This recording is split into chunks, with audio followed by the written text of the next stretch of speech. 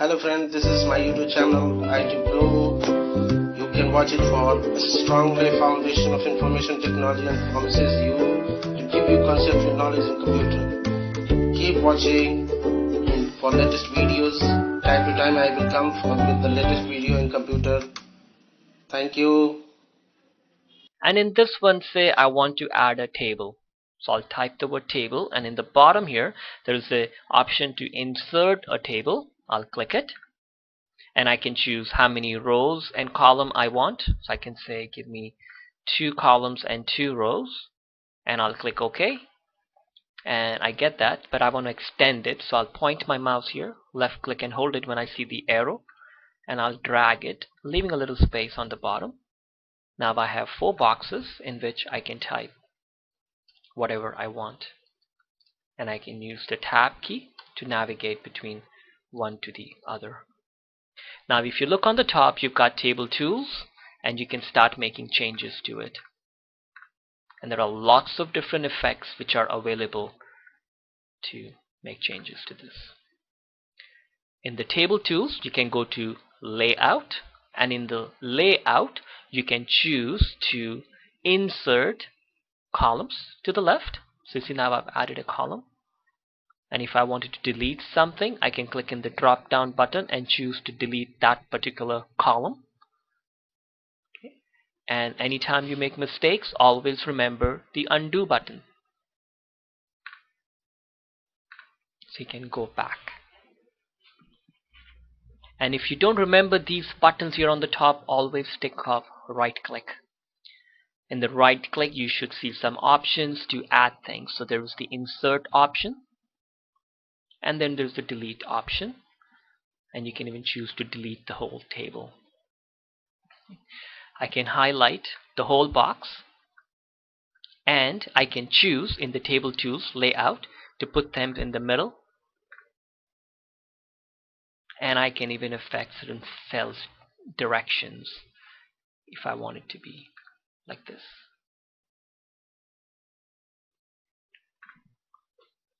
So that's how to add tables. Now if you click outside, you'll find that there is no table tools, because you need to click on it so that it gets highlighted, so you get the table tools. Okay. So now let's just look at some basic interface options that we have. So at first we have the file button here, from where you can open files, start new files, save this existing file. You can print from here.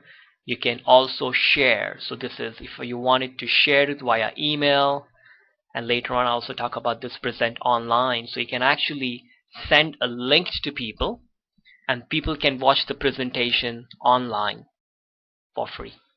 You can even export it, close it, or you can go to the options, which is also called like backstage, and in options that's where you make major changes to your PowerPoint. But next to file we have the home button. These are known as tabs and also ribbons, like these guys also known as ribbons. There is the insert, design. So these I'll be telling you, like click on the design tab, and then transitions and things. I can come back to home. Now if by mistake you double click on any one of these, you'll find that the ribbons go into hiding. So if I want to bring it back, I double click on it again, and they will come back. These appear on the top. They are known as the shortcut toolbars, and I can click here to customize the quick access toolbar, and I can add whatever buttons I want. I want a print button, I can add it. I want a open button, I can add it. I can add a spelling and grammar button, I can add it. The touch mouse mode is for people if you've got a touch computer. You can actually activate those buttons. And if you found a button that is not listed here, you can go to more commands, and then in this they got some more buttons that I can choose to add it to my shortcut list. But right now it's only showing you the popular commands. So if you change this to all commands, now you have access to all the buttons, all the commands which are available in PowerPoint, and you can add it to your shortcut list. Besides managing your list here, your quick access toolbar, you can actually create your own tab. So I'll just briefly talk about it. I talked about this in my Microsoft Word class, but it's a very good feature because I can create a new tab and put all the important buttons that I want in it. So to customize that ribbons or the tabs, I can click here and go to Options. And I'll come back to this screen and I can go to Customize Ribbon.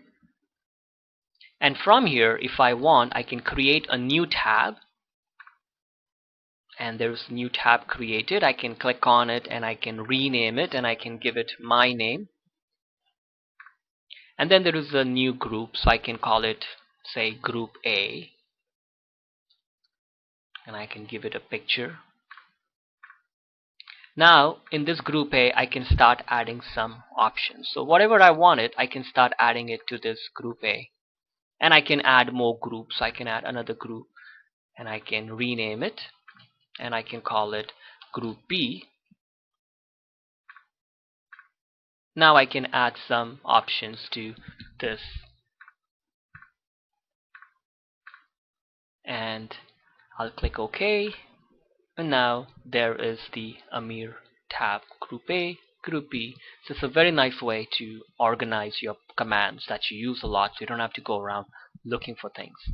I can even go to it from here, More Commands, Customize Ribbon, and now if I want, I can just remove the check mark from it. And you also have the option, if you wanted, you can actually export your ribbons. So you can export it and take it to a different computer if you've customized your ribbon, so you don't have to recreate it. And you can always reset your default settings. I'll click OK. So that tab has been removed.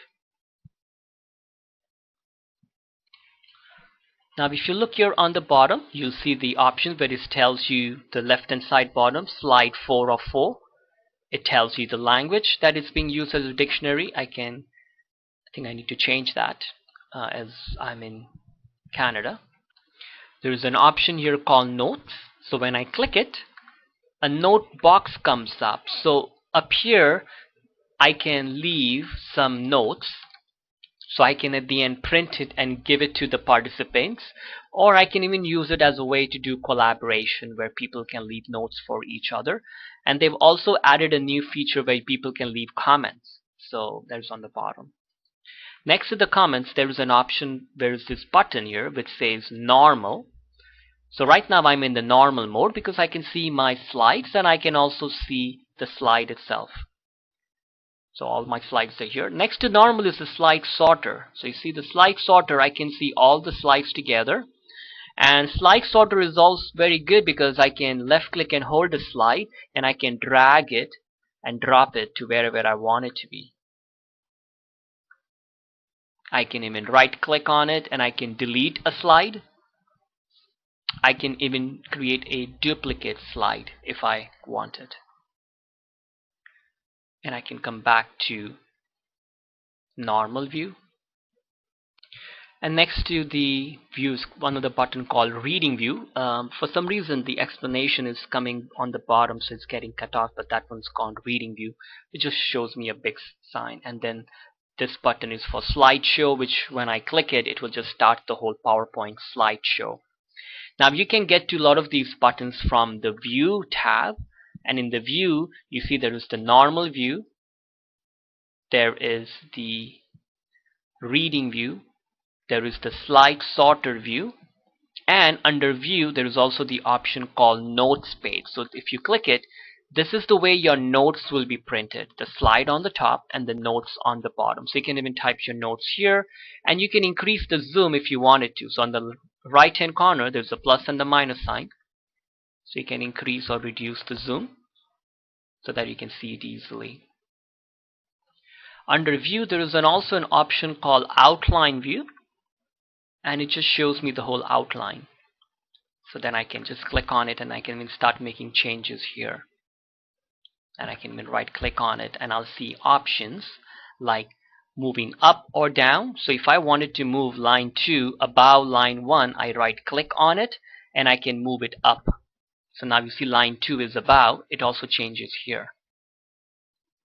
If I right click on line 4, and I can use the option promote. Promote means take the line 4 as a bullet and make a new slide with the same as a heading title. So if I use promote, now you see line 4 has become its own slide. Now if I right click on it and I can use demote, so it goes back to the previous slide as part of it. So I can use promote and demote and moving up and down. So rather than doing cutting, pasting, I can do it this way. And I can come back to view in the normal view, because this is where you'll find all your important things are. And I can just drag it from here too. And I can even right click and I can delete a slide even from here. I'll come back to home and I'll click on the 4th slide because I'm going to add some more. Thank you. Thanks for watching my videos. And if you like this video, please subscribe my channel and press the bell icon.